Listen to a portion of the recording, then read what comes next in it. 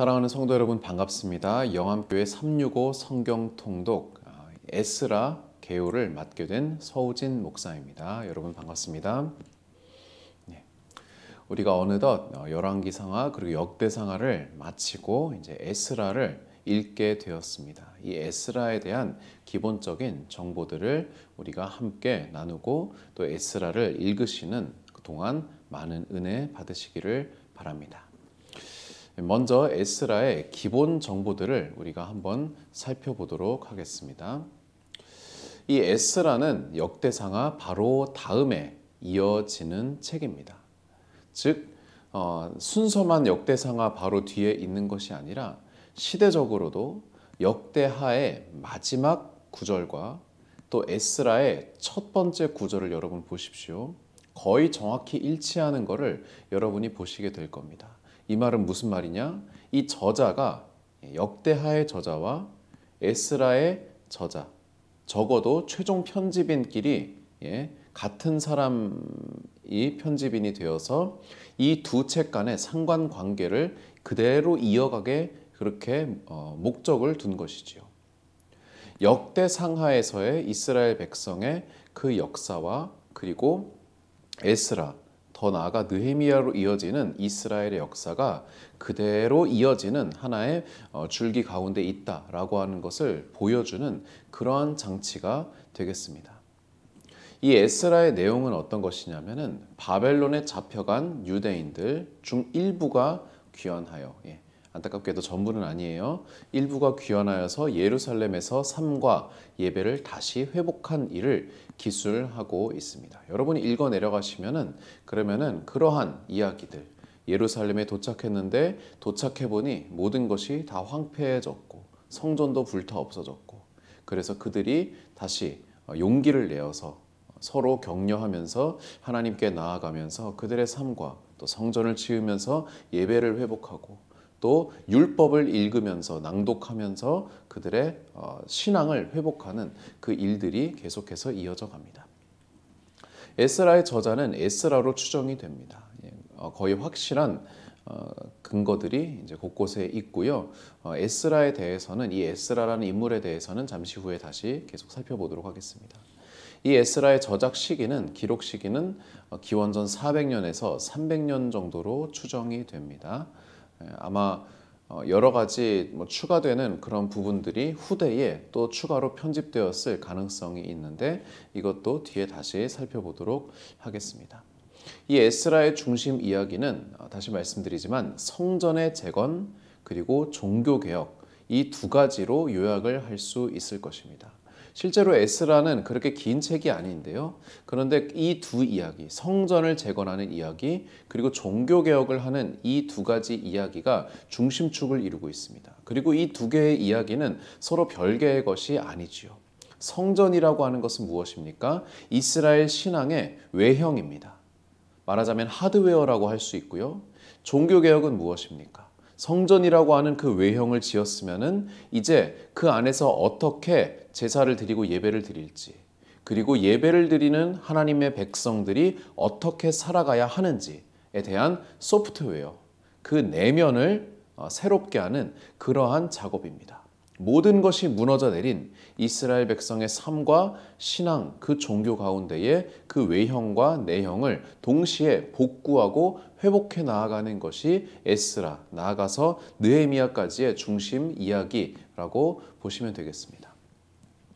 여러분, 저자에 대해서 조금 더 살펴봅시다. 에스라는 어떤 사람일까요? 지금 여기 이제 상상으로 그린 그림이 있는데 에스라는 어떤 사람이었냐 하면은 성경에 말하기를 아론의 16대 손, 제사장 힐기야의 후손이며 율법에 능한 서기관이요 제사장이다 라고 그렇게 말하고 있습니다. 율법에 능한 서기관, 이것은 종교, 신앙, 당시 유대교의 모든 것에 능통한 그러한 서기관, 오늘 식으로 말하면은 신학교 교수 정도 된다고 생각을 하시면 되겠고요. 제사장의 후손이면서 이제 정식 제사장이라고 하는 거는 이제 예배를 집례하는 목사라고 보시면 되겠습니다. 오늘식으로 굳이 말하자면은 신학 교수이자 목사인 사람, 율법에도 능통하고 실제로 예배를 집례하는 그러한 현장 경험과 말씀에 대단히 깊이가 있는 그러한 전문 지식이 있는 그러한 인물로 우리가 볼 수 있겠습니다. 이 에스라는요, 또한 역대상하 그리고 에스라, 느헤미야의 저자로 추정이 됩니다. 일단 에스라와 느헤미야의 저자라는 것은 거의 확실하고요. 이 역대상하의 저자에 대해서는 여러 가지 설이 있습니다만, 물론 역대상하가 워낙에 긴 시기에 많은 사실들을 내포하고 있고, 또 그렇기 때문에 한 사람이 모든 것을 다 적었다라고 이렇게 보기는 어렵지만, 적어도 에스라가 이 역대상하의 편집 과정에서 대단히 중요한 역할을 한 것은 거의 확실합니다. 여러 자료를 모아서 한데 모아서 이제 편집자의 역할을 에스라가 한 것은 거의 확실시됩니다. 그렇기 때문에 여러분, 이 역대상하, 에스라, 느헤미야, 이 공통점은 무엇입니까? 포로기, 이스라엘 역사에서, 구약 성경의 역사에서 가장 중간 지점이 되는 그 포로기의 이후의 저작들이라는 것이죠. 이후의 시대를 다룬 이야기들이죠. 역대상하는 이제 포로기 이전의 역사를 다루긴 했지만, 포로기 이후의 관점에서 그 이전의 역사를, 사울 왕국부터 이제 남왕국 중심의 그 역사를 기술한 그러한 내용이지요. 그렇기 때문에 실질적으로 이 에스라는 포로기 이후 구약 성경의 대부분을 저술했다라고 여러분이 보셔도 무방할 것입니다. 그만큼 포로기 이후에 있어서 구약 성경 저작에 굉장히 중요한 역할을 한 것이 이 에스라라고 보시면 되겠습니다. 여러분이 역대상하를 읽는 중에도 또 에스라, 느헤미야를 이제 읽어가는 그 가운데에도 느끼시겠지만, 공통된 주제들이 이 역대기 에스라, 느헤미야에 나타납니다. 몇 마디 이제 키워드로 말씀드리면은 성전, 제사, 율법, 그리고 절기, 유월절로 대표되는 그 절기, 그러한 것들이 아주 중요한 키워드가 되고, 그리고 이 에스라 역사서에 보면은 그 중심 인물들 또한 이런 예배를 어떻게, 제사를 어떻게 드렸는가에 대한 초점이 굉장히 많이 나와 있어요. 대표적으로 다윗이 어떻게 예배를 드렸는지, 또 히스기야가 어떻게 예배를 드렸는지, 이러한 이야기들이 그 이전에 열왕기 상하에서는, 사무엘 상하에서는 다뤄지지 않았던 내용들이 이 후대의 내용이 많이 다뤄지거든요.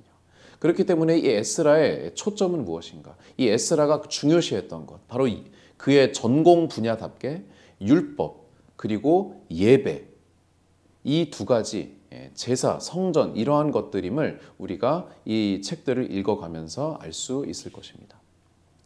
이 에스라의 배경을 한번 살펴보도록 하겠습니다. 이 지도를 보시면은 여러분이 잘 아실 수 있는데요. 이 지도가 지금 어떠한 상황인가 하면은, 지금 중동 지역에 굉장히 커다란 사건이 일어납니다. 바로 바벨론이 멸망했다는 것이죠. 바벨론 어떤 나라입니까?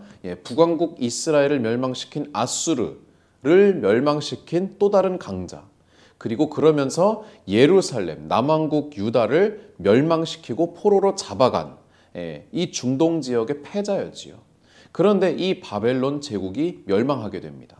누구에게? 바로 페르시아 제국. 이제 성경에 보면은 이 지도에도 나와 있지만 바사 제국이라고 나와 있는데, 바사 혹은 메데 바사라고 하는데요. 그런데 이 페르시아 제국에 의하여서 바벨론이 멸망당합니다. 그리고 이 페르시아의 정책에 따라서 포로로 잡혔던 이스라엘 백성들이 그 포로기가 끝나고 1차, 2차, 나중에는 이제 3차까지 포로 귀환 길에 오르게 됩니다. 그래서 70년의 다른 그 유대인 포로기가 마침내 끝이 나고요. 그것이 에스라 1장의 서술이 되고, 1차 스룹바벨을 중심으로 한 인원이 귀환을 하고, 2차 에스라를 중심으로 한 인원이 귀환을 합니다. 그리고 나중에 느헤미야까지 보시면은, 미리 말씀드리면은 느헤미야의 때에 이제 3차 포로 귀환이 일어나게 되지요. 이 1, 2차 포로 귀환, 그리고 유대인 포로기가 이제 역사적인 환경이라고 한다면은, 당시 이스라엘의 그러면 문화적인, 종교적인 배경은 어떤 것이냐? 70년이라는 기간 동안 이스라엘 백성은 예루살렘을 떠나 있었습니다. 예루살렘 성전은 무너졌습니다. 모든 예배, 율법, 그리고 신앙이 70년 가까이, 70년 동안 이제 단절되었다라고 여러분이 이해를 하시면 되겠습니다. 물론 그 70년 동안 그 율법을 이어가고자 했던 노력이 없었던 것이 아니에요.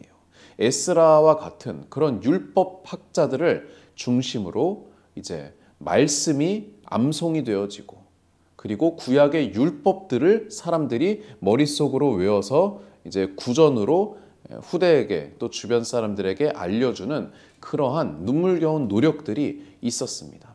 그러나 기본적으로 포로로 잡혀 있는 그런 신분이었기 때문에 이들이 모여서 어떻게 예배를 드린다거나 아니면은 종교 그런 시설물을 짓는다든가 하는 것은 거의 불가능했죠. 그렇기 때문에 이제 아무것도 없는 그러한 바탕에서 다시 그 종교를, 신앙을 시작하는 그 배경, 시작해야만 하는 그러한 배경이 에스라의 배경이라고 보시면 되겠습니다. 이 에스라의 구조를 보시면 굉장히 단순합니다. 먼저 1장과 2장을 보시면 유대인 포로 1차 귀환의 내용입니다. 스룹바벨을 지도자로 한 유대인 1차 포로 귀환이고요. 3장에서 6장까지는 그 스룹바벨을 중심으로 하여서 성전을 어떻게 재건하는지, 그 여러 가지 방해에도 불구하고 어떻게 재건하고 봉헌하기까지의 이야기가 6장까지 나와 있습니다. 그리고 나서 7장과 8장에는요, 유대인 포로 2차 귀환이 서술되어 있습니다. 2차 귀환을 이끈 지도자는 에스라이죠. 본서의 주인공이죠. 그리고 마지막 9장부터 10장까지는 이 에스라가 귀환하여서 성전은 이미 완공이 되어 있는 상태지 않습니까? 그래서 이제 에스라가 그 내실을 어떻게 다지는가, 에스라가 어떻게 종교개혁을 이스라엘 사회 가운데 일으키고, 그리고 이스라엘 백성은 어떻게 반응했는가를 그 가운데 보여주고 있습니다.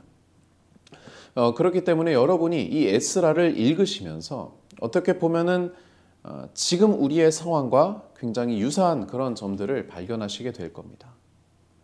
특히 여러분이 작년 또 한 해 동안 오랫동안 예배당에서 예배를 드리지 못한 분이 많으실 텐데, 그렇게 오랫동안 예배당에서 예배를 드리지 못하고, 물론 온라인 예배라고 하는 아주 유용한 방식이 있었지만 현장에서 예배를 드리지 못했던 그 안타까움이 오랜만에 이제 현장에서 예배당 문을 열고 들어섰을 때 그 감격이 여러분 어떠하셨는지 기억해 보시면 될 거예요. 물론 저희는 계속해서 예배를 드리고 있었죠. 그리고 예배를 쉰 적도 없었고, 그 예배당이 거기 안에서 현장 예배를 우리가 드리지 않았을 뿐이지 계속해서 관리가 되었지요.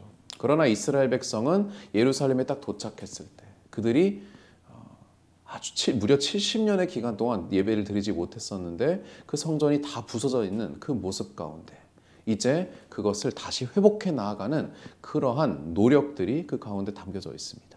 그뿐만이 아니라 70년 동안 제대로 신앙생활을 마음껏 하지 못하였던 그러한 아픔, 그리고 후대에게 그것이 제대로 전달되지 않았던 그러한 아픔까지 더하여서 이제 앞으로 우리는 어떻게 신앙생활을 할 것인가, 어떻게 하나님을 섬길 것인가 라고 하는 그러한 깊은 고민이 이 에스라와 그 주변인들 사이에, 하나님의 사람들 사이에 있었습니다. 특별히 율법 학자요 제사장이었던 에스라의 눈에는 이러한 고민들이 어떻게 작용하였고, 그것을 위하여서 에스라가 어떻게 기도하였고, 어떤 사람들과 함께 도움을 서로 주고받으면서 일했고, 또 어떻게 백성들에게 가르쳤는지, 그것을 우리가 이 말씀을 통해서 읽어낼 수 있었으면 좋겠습니다. 마지막으로 한 가지, 이 에스라를 읽으시면서 눈썰미 좋으신 분들이 항상 질문을 제기하는 것을 제가 한 가지만 짚고 넘어가겠습니다. 바로 에스라 4장에 나오는 연대 문제인데요. 여러분 지금 성경책을 가지고 계시면은 한번 4장을 잠깐 펴보시면 좋겠습니다. 펴보시는 동안에 제가 한 가지 먼저 말씀드릴 것이 있습니다.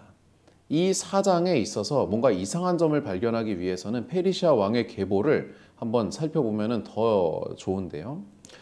먼저 고레스가 있고요. 그 다음에 캄비세스 2세, 수메르디스, 다리오 1세, 아수에로 1세, 아닥사스다 1세, 다리오 2세, 아닥사스다 2세 이렇게 왕들이 나옵니다. 그 중에 우리에게 잘 알려진 왕들은 포로 귀환을 알린 고레스, 첫 번째 왕 고레스, 그리고